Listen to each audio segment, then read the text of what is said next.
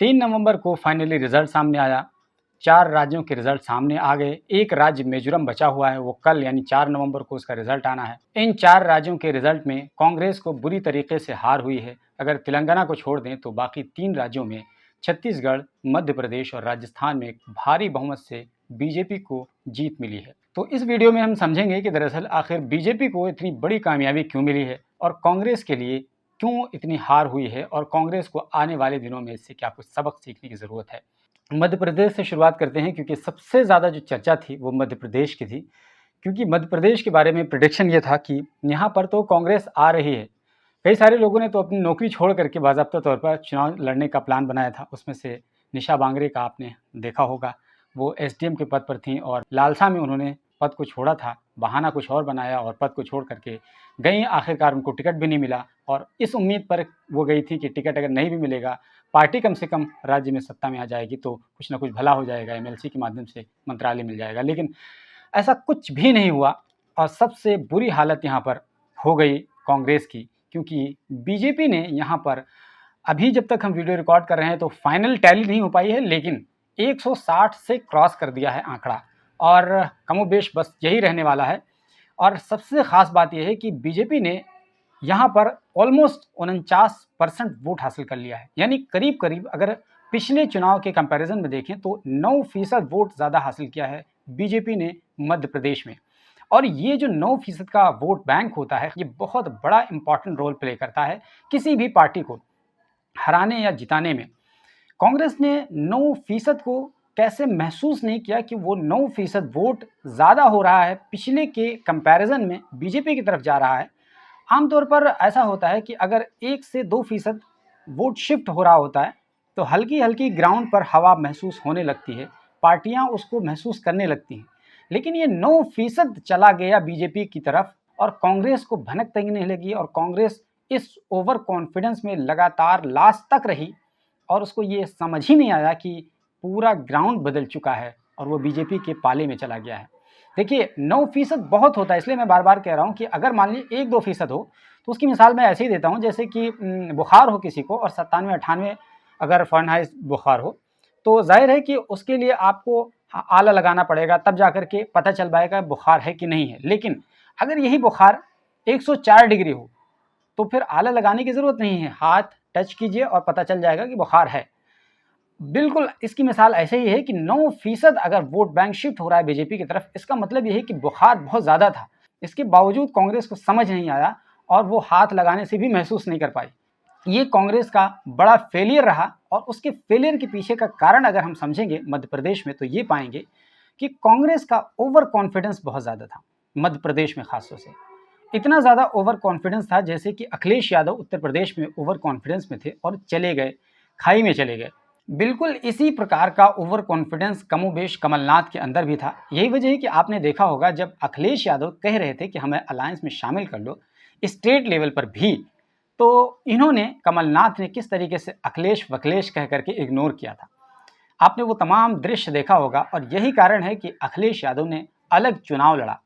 यही नहीं बल्कि एक और बड़ा कारण यह रहा कि इन्हें चाहिए था कि सीपीआई को अपने पाले में रखते और इसके साथ साथ ये है कि भारतीय आदिवासी पार्टी इसको भी अपने पाले में लेते, क्योंकि सीपीआई की अगर हम बात करें तो मध्य प्रदेश में सीपीआई को जो जनाधार है कमोबेश 10 से 12 सीटों पर है और भारतीय आदिवासी पार्टी की अगर हम बात करें तो उसका जो जनाधार है करीब करीब 15 से 17-18 सीटों पर उसका होता है और वो बीजेपी की तरफ चला गया।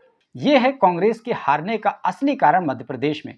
मुख्य तौर पर उंगलियों पर गिना जा सकता है और बहुत आसानी के साथ समझा जा सकता है कि मध्य प्रदेश में कांग्रेस क्यों हारी। यानी 104 डिग्री का बुखार वो छू करके नहीं महसूस कर पाए, क्योंकि 104 डिग्री का बुखार बहुत आसानी के साथ छू करके समझ में आ जाता है।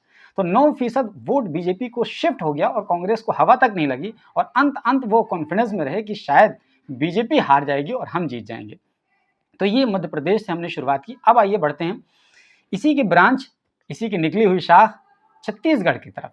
तो छत्तीसगढ़ में हारने का मुख्य कारण जो ये था वो ये था कि वहाँ जो राइवलरी चल रही थी भूपेश बघेल और टीएस सिंहदेव, इन दोनों के बीच में, क्योंकि आपको पता है कि इन दोनों के बीच में जिस तरीके से सचिन पायलट और अशोक गहलोत के बीच में राजस्थान में चलता है, बिल्कुल सेम इसी तरह का मामला यहाँ भी है। बस ये था कि टी.एस. सिंहदेव ने बहुत ज़्यादा खुल करके बगावती तेवर नहीं अपनाया था सचिन की तरीके से, बाकी सब कुछ किया। अंदरूनी खाना उन्होंने, इनके आदमियों ने उनको हराने का प्रयास किया, उनके आदमियों ने इनको हराने का प्रयास किया और विद इन द पार्टी ये तमाम चीज़ें खेली गई, ये तमाम चीज़ें हो गई और कांग्रेस इस चीज़ को समझ नहीं पाई, अंत नहीं समझ पाई। और इसके अलावा यहाँ पर भी ओवर कॉन्फिडेंस देखने को मिला, यानी ऐसा तो माना ही जा रहा था कि छत्तीसगढ़ में बीजेपी की सरकार नहीं बनेगी और भूपेश बघेल ही दोबारा से मुख्यमंत्री बनेंगे, ऐसा मान के चल रहे थे।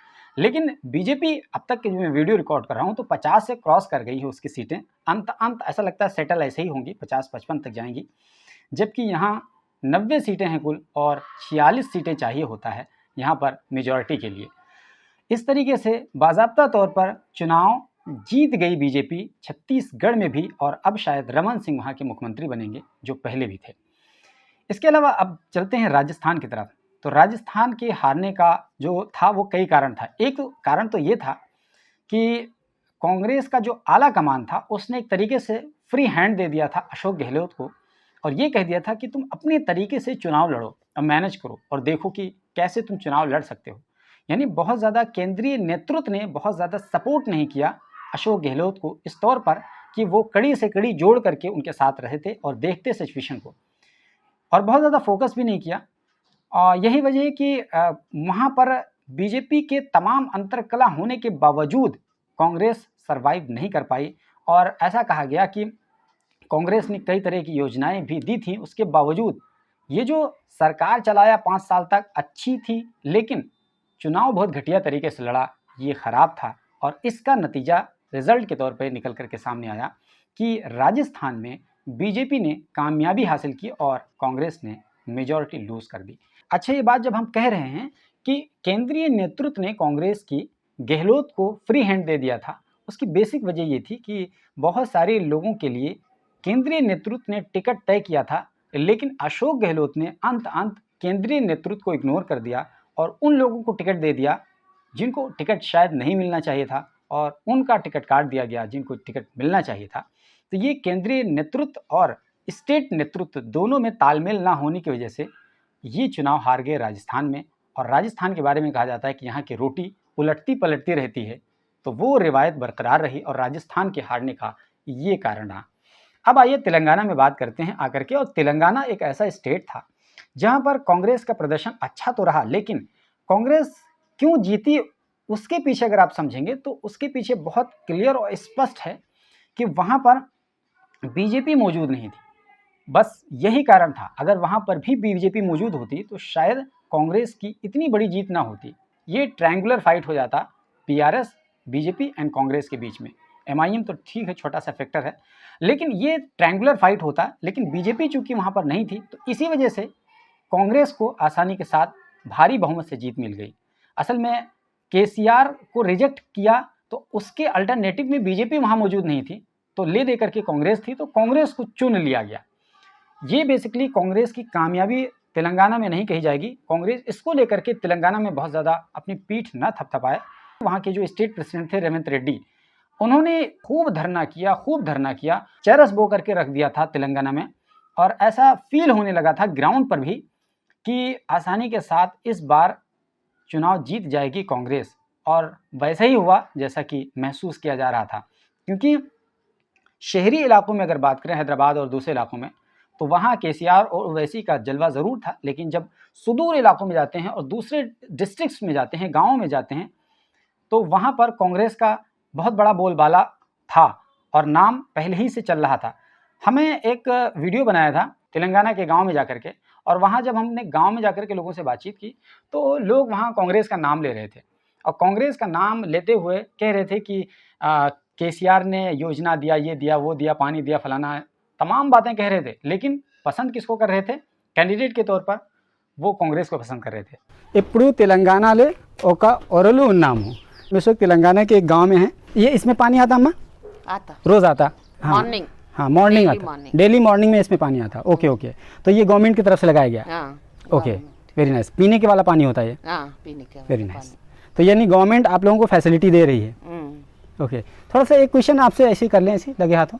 यहाँ किस पार्टी को ज़्यादा लोग पसंद करते हैं? जैसे एक बीजेपी हो गया, कांग्रेस हो गया, एक टीआरएस हो गया, यानी अभी तेलंगाना राष्ट्रीय समिति है, और बीजेपी कांग्रेस पसंद करते हैं। बीएसपी भी, हाथी वाला भी है, मायावती जी, उनका हमने पोस्टर देखा, उनका लगा हुआ था, तो कांग्रेस ज़्यादा पसंद करते हैं। ओके, तो दोस्तों मैं बता दूं कि हम इस वक्त तेलंगाना के रंगारेड्डी डिस्ट्रिक्ट में हैं। हैदराबाद से बिल्कुल सटा हुआ है, विजयवाड़ा रोड पर, और उसके एक विलेज में जिसका नाम है अनाजपुर, राइट, अनाजपुर नाम है, अनाजपुर में हम वीडियो शूट करके आपको पहुंचा रहे हैं। तो ओवरऑल ये कहें कि जब सुदूर इलाकों में आप जाते हैं, गाँव में जाते हैं, तो वहाँ कांग्रेस का हाइप था, कांग्रेस को ऐसा लग रहा था कि उसको एज मिलेगा, जीत मिलेगी और भारी मार्जिन से जीत मिलेगी, और वही हुआ।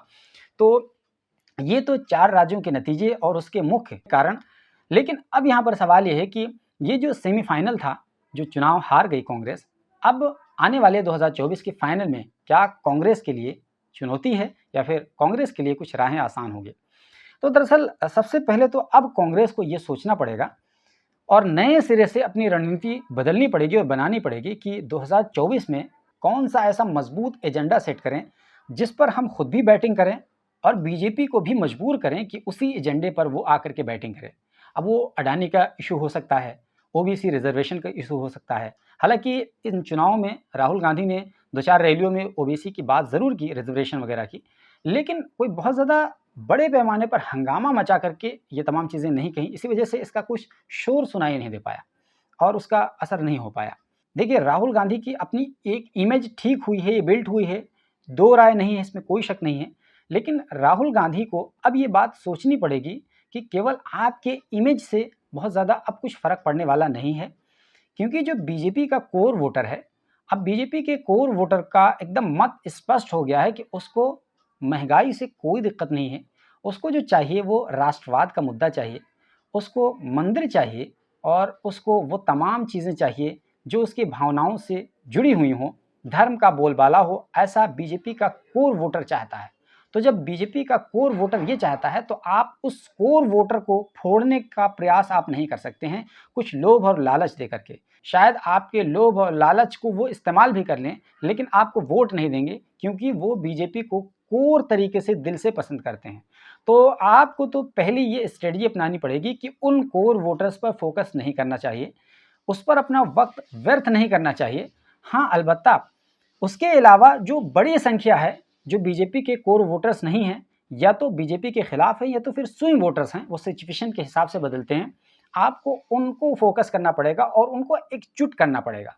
और उनको एकजुट कैसे करेंगे, उसका बहुत ही सिंपल सा तरीका है कि आपको, जो आप एक इग्नोर करने की भूमिका में थे, जिस तरीके से मैंने बताया कि कमलनाथ ने अखिलेश यादव को एड्रेस किया था अखिलेश वखिलेश कह करके और ऐसा इग्नोर किया था, और यही वजह है कि अखिलेश यादव ने अपनी कैंडिडेट को वहाँ खड़ा कर दिया। हालांकि बहुत ज़्यादा उनके वोट नहीं मिले होंगे, लेकिन ये एक इशारा जाता है कि अंदर खाने ठीक बात नहीं है। तो आपको वो इग्नोर वाला एटीट्यूड हटाना पड़ेगा और आपको समावेशी नज़रिया रख करके चलना पड़ेगा और आपको छोटी छोटी दलों को भी अब साधना पड़ेगा और आपकी एक मजबूरी बन जाएगी।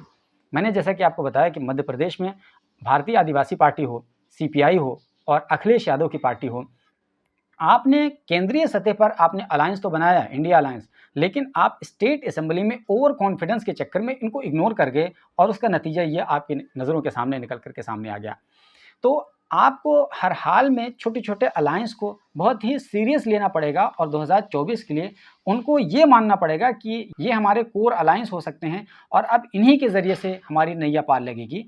यानी एक मुख्य बात तो आपको ये सोचनी पड़ेगी और दूसरी बात ये आपको सोचनी पड़ेगी कि अब आपके लिए ये जो अपर हैंड वाली कुर्सी थी ना, अब ये तमाम चीज़ें बराबर हो गई हैं। हालांकि इसको आप कह सकते हैं कि ये इंडिया अलायंस के लिए एक बेनिफिट है चुनाव का हार जाना, क्योंकि अब जब सब टेबल पर बैठेंगे अब मंथन करने के लिए, तो अब किसी की कुर्सी ऊंची नहीं रहेगी। ये हो सकता था कि कांग्रेस की कुर्सी ऊंची हो, लेकिन अब चूंकि कांग्रेस का प्रदर्शन बहुत निराशाजनक रहा है, तो इसी वजह से आप कह सकते हैं कि जब वो टेबल पर बैठेंगे तो किसी की भी कुर्सी ऊंची नहीं होगी, यानी कोई भी बड़े भाई की भूमिका में नहीं होगा। तो जब कोई भी बड़े भाई की भूमिका में नहीं होगा तो जाहिर सी बात है अब और अच्छे तरीके से खुल के नेगोशिएशन होगा और बीजेपी को हराने के लिए लोग अब कुर्बानियाँ देने के लिए तैयार होंगे। जिस तरीके से अखिलेश यादव का एटीट्यूड देखा होगा आपने, जब उनको इग्नोर किया गया मध्य प्रदेश में, तो अखिलेश यादव ने यह कह दिया कि हम 65 सीटों पर यहाँ पर कैंडिडेट अपने लोकसभा के लिए उतारेंगे, यानी 80 में से 65 सीटें अगर वो कह रहे हैं हम उतारेंगे, तो इसका मतलब बहुत साफ है कि 2024 में इंडिया अलायंस हार जाएगा। तो ये तमाम चीज़ें राहुल गांधी और दूसरे उनके सहयोगी दलों को समझना पड़ेगा कि छोटे छोटे दलों को भी आपको इम्पोर्टेंस देनी पड़ेगी और अपनी कुर्सी का जो ये चक्का है ना, उसको गिराना पड़ेगा और सबको बैलेंस करना पड़ेगा। अब कुर्सी ऊंचा करने, बड़ा भाई बनने से कोई फ़ायदा नहीं होगा। ये बहुत ही इम्पोर्टेंट बात है। और एक और अहम बात इन तमाम चुनावों के नतीजों से निकल करके सामने आई कि अब ये पूरा मामला बाइपोलर हो गया है, यानी अब दो धुरी पर ये तमाम चीज़ें चली गई हैं। ज़्यादा क्षेत्रीय पार्टियों का बहुत ज़्यादा प्रभाव इस तौर पर नहीं बचा है कि वो कोई बहुत बड़ी भूमिका में हों, कोई सीट वगैरह निकाल लें। हाँ, उनका वोट प्रतिशत ज़रूर होता है, लेकिन वो सीट लाने की भूमिका में नहीं होते हैं। तो एक तरीके से आप कह सकते हैं कि इस चुनाव ने ये बता दिया कि ये पूरा सिस्टम बाइपोलर हो गया। तो अब आप सबको बाइपोलर की दृष्टि से देखना पड़ेगा और एक ख़ास एजेंडे को लेकर के मजबूती के साथ अब ज़मीन पर उतरना पड़ेगा। ट्विटर एसी में बैठ करके और बयानबाजी करने से अब बहुत ज़्यादा शायद कोई भला होने वाला नहीं है, क्योंकि बहुत ज़्यादा दिन अब बचे नहीं हैं 2024 के लिए। क्योंकि बीजेपी के पास जो हथकंडा और हथियार है ना, वो बहुत मजबूत है।